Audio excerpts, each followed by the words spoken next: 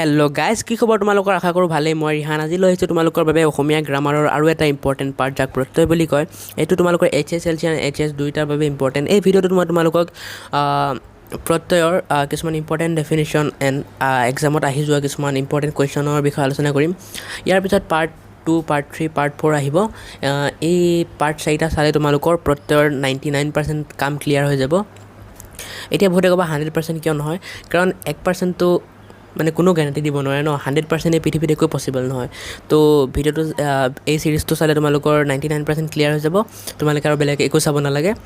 তো ব'লা ভিডিঅ'টো ষ্টাৰ্ট কৰোঁ। প্ৰত্যয় কাক বোলে, ই কেই প্ৰকাৰৰ আৰু কি কি? প্ৰত্যেকৰে সূত্ৰ লিখি উদাহৰণ দিয়া। উত্তৰটো হ'ল, কোনো নতুন শব্দৰ সৃষ্টিৰ বাবে ধাতু আৰু প্ৰাতিবাদিকৰ পাছত যিবোৰ বৰ্ণ বা বৰ্ণ সমষ্টি যোগ কৰা হয় তাকেই প্ৰত্যয় বোলে।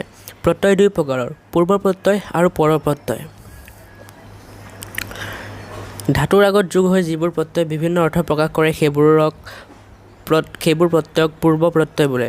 পূৰ্ব প্ৰত্যয়ক উপসৰ্গ বোলা হয়, যেনে অমিল, বেদখল ইত্যাদি। ইয়াত অ, বে আদি হৈছে পূৰ্ব প্ৰত্যয়। ধাতু বা প্ৰাতিবাদিকৰ পাছত যোগ হৈ যিবোৰ প্ৰত্যয়ে বিভিন্ন অৰ্থ প্ৰকাশ কৰে সেইবোৰক পৰ প্ৰত্যয় বোলে। অসমীয়া ভাষাত পৰ প্ৰত্যয় দুই প্ৰকাৰৰ।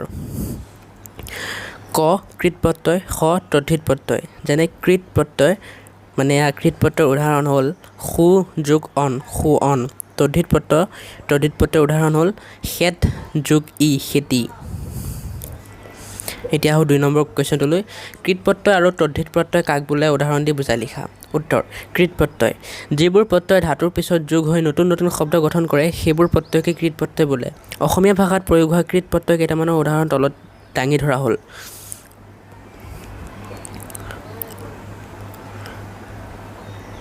ক, অক। অকটো হ'ল এটা কৃত প্ৰত্যয় আৰু ইয়াক আমি ব্যৱহাৰ কৰি এনেধৰণৰ শব্দ গঠন কৰিব পাৰোঁ, যেনে মৰ যোগ অক, মৰক। তেনেকৈ অতি যোগ কৰি আমি সজুৱতি শব্দটো গঠন কৰিব পাৰোঁ। এতিয়া আহোঁ তদ্ধিত প্ৰত্যয়ৰ মানে সংজ্ঞাটোলৈ। প্ৰাতিবাদিকৰ পাছত যিবিলাক প্ৰত্যয় যোগ দি নতুন শব্দ সাধন কৰা হয় সেইবিলাক প্ৰত্যয়কে তদ্ধিত প্ৰত্যয় বোলে। তদ্ধিত প্ৰত্যয়ৰ উদাহৰণ তলত দাঙি ধৰা হ'ল। ইটো হ'ল এটা তদ্ধিত প্ৰত্যয়। ইয়াক ব্যৱহাৰ কৰি আমি খেতি নামৰ শব্দটো বনাব পাৰোঁ। ইয়াত খেতটো হ'ল আমাৰ প্ৰাতিবাদিক। খ, অনি, ধান যোগ অনি, ধাননি। তো গাইজ, আজিৰ ভিডিঅ'টো ইমানখিনি আছিল। ভিডিঅ'টো ভাল লাগিলে লাইক কৰিবা, কমেণ্ট কৰিবা এণ্ড শ্বেয়াৰ কৰিবা। লগ পাম পাৰ্ট 2ত। আজিলৈকে বাই বাই। যোৱা পঢ়াগে।